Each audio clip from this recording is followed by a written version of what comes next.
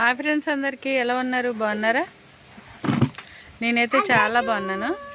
మీరు కూడా బాగుండాలని మనస్ఫూర్తిగా అయితే కోరుకుంటున్నాను. ఫ్రెండ్స్, నేను ఈరోజు ఏం చేద్దాం అనుకుంటున్నానంటే, సెలవులకి అక్క వాళ్ళ ఇంటికి అయితే వచ్చాం కదండి. మేము పిల్లలు వచ్చాం కదా, మా కోసం ఈరోజు అక్క ఏం కర్రీ చేస్తుందో మీకైతే చూపిస్తాను నేను. ఓకేనండి. నాకు చాలా ఇష్టమైన కర్రీ అయితే ఒకటి వండుతుంది అక్క. పిల్లల కోసం అయితే ఒక కర్రీ వండుతుంది.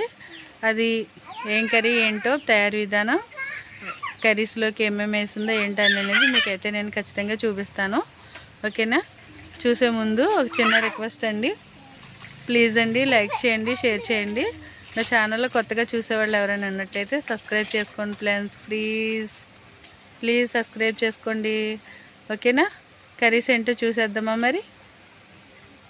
రే, ఇలా వచ్చి తల్లి హాయ్ చెప్పమ్మా. హాయ్ చెప్పు. హాయ్. అదిగో చూడండి, మా చిన్ని పాప హాయ్ చెప్తుంది చూడండి. ఇక్కడ చెట్లు ఉన్నాయండి, ఇక్కడ బాగా మాకు చూడండి.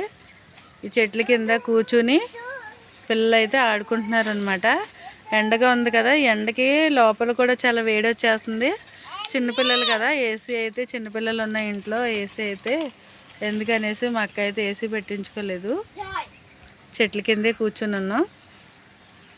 ఓకేనండి, కర్రీస్ ఏంటో చూసేద్దాం మరి. చూడండి ఫ్రెండ్స్, నేను చెప్పాను కదా అక్క వాళ్ళకి ఇచ్చిన అనమాట ఇది.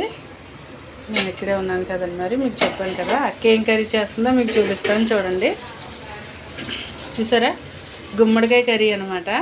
ఈ గుమ్మడికాయ కర్రీలోకి ఒక చిన్న ఉల్లిపాయ, 4 పచ్చిమిరపకాయలు, 2 టమాటాలు కట్ చేసింది, ఎండుమిరపకాయలు, కరివేపాకు, పోపు సరుకులు వేసింది అనమాట. చేసి ఇలా ఫ్రై చేసుకుంటుంది.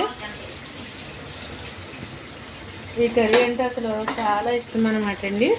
మా అక్క చేస్తుంది. అక్కకి అయితే ఈ కర్రీ చాలా ఇష్టం, చాలా టేస్టీగా, చాలా బాగా వండుతుంది అనమాట అక్క అయితే.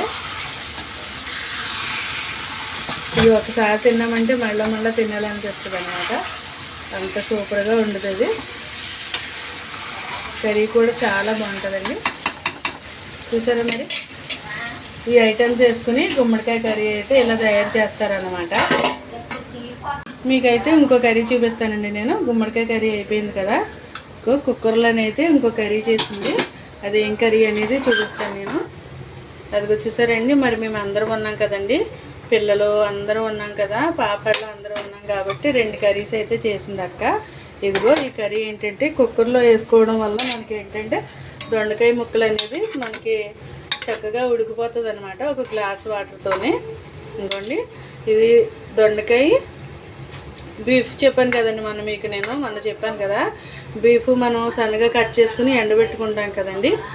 బీఫ్ ముక్కలు దొండకాయ కర్రీ అయితే వండిందనమాట. ఇదిగో చూడండి, వేడివేడిగా రైస్. మాకైతే ఈరోజు ఇంట్లో 2 కర్రీస్, రైస్ ఉన్నాయన్నమాట.